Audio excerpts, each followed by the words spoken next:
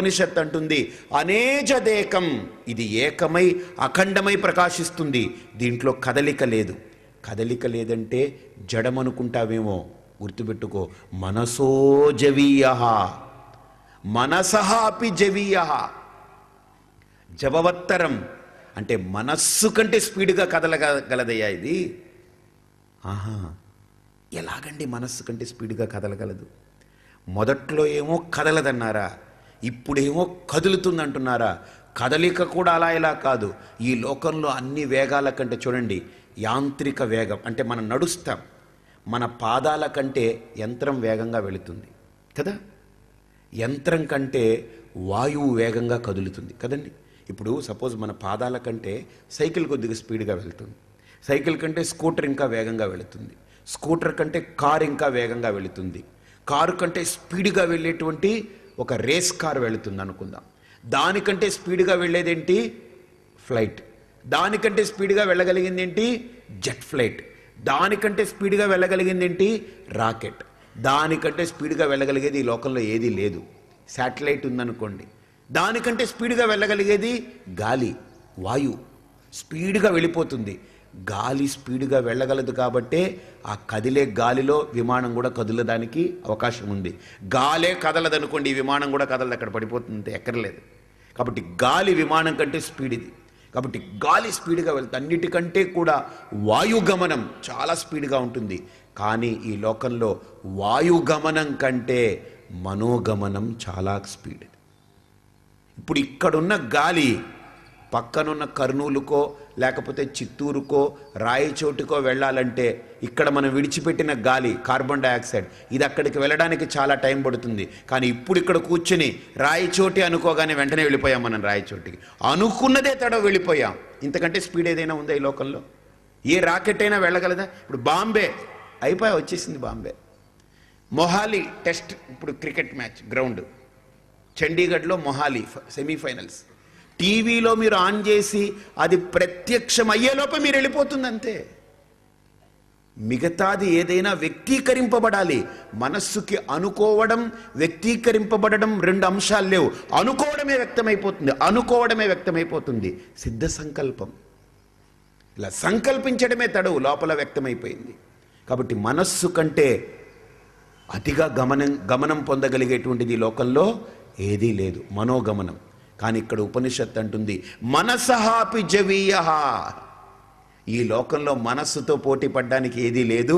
కానీ ఆ మనస్సే ఆత్మ ముందు వెలవెలపోతుంది. దాని యొక్క పరుగు ముందు ఇది వెలవెలపోతుంది. అంటే ఇప్పుడు మనం ఏమనుకుంటామంటే, ఓహో ఇప్పుడు అన్నిటినీ మనస్సు ఓడించింది, ఇప్పుడు ఆత్మకి మనసుకి ఫైనల్స్. అబ్బా, ఇప్పుడు ఇక్కడ అంటుంది ఉపనిషత్ అంటుంది మనసహాపి జవీయ. ఆత్మ మనస్సు కంటే స్పీడ్గా వెళ్ళగలిగేది ఆత్మ. అంటే ఇప్పుడు మనకు అనిపిస్తుంది, ఏమండి ఇందాక ఆత్మ అంటే అంతటా నిండి నిబిడీకృతమై ఉందని కదా అన్నారు. అంతటా ఉండడం అనేది ఒక భాగం, కదలడం అనేది ఇంకో భాగం. కదలిక అంటే ఎప్పుడవుతుందండి?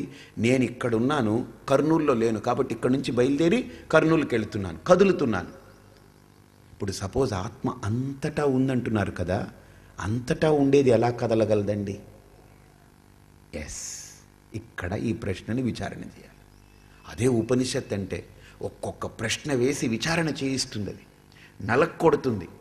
ఎలాగైతే ధాన్యాన్ని నలిపామనుకోండి, కొడితే అది పొట్టు ఉడుతుంది, అప్పుడే ఒడ్లు బయటకు వస్తాయి, గింజలు. అంతేగాని నలగొట్టకుండా అలా ఉడకబెట్టి తింటామా మనం? అలానే ఉపనిషత్తుని కూడా నలగొట్టకుండా అలా కనుక చూస్తూ పోయామనుకోండి, పుస్తకంలో పైన శ్లోకం కింద తాత్పర్యం ఉంటుంది, అలా చదువుకుంటూ పోతే ఏం అర్థం కాదు. ఆ ధాన్యాన్ని ఉడకబెట్టి తిన్నట్టే. ఎవడైనా ధాన్యం ఉడకబెట్టి తినేస్తామా? తినలేం. ఆ ధాన్యాన్ని దంచి ఆ పొట్టు వేరు చేసి బియ్యాన్ని తీసి దాన్ని కడిగి దాన్ని ఉడకబెట్టి దాన్ని వండి భోంచేస్తాం మనం. అలాగని ఇక్కడ కూడా ఉపనిషత్ మంత్రాలని అలాగనే తినేసామనుకోండి, శుద్ధం సుమతి, వేస్ట్, వెళ్ళదు. అది ఉడకదు, ఉడకకుండా పడి ఉంటుంది. అలానే ఉంటుంది శరీరానికి జబ్బు, చచ్చిపోతాం మనం. ఇక్కడెక్కడో గొంతులో ఇరుకుని చేస్తాం మనం. ప్రాణానికి హాని. అలాగని ఉపనిషత్ మంత్రాలని పుస్తకాల్లో ఇచ్చిన అర్థాలతో చూసి పరుగులు తీయకుండా గురువు సన్నిధిలో విచారణ చేయాలి. అది అందుకే గురువు ఇక్కడ ప్రధానం. అందుకే ఒక సాంప్రదాయం ప్రధానం.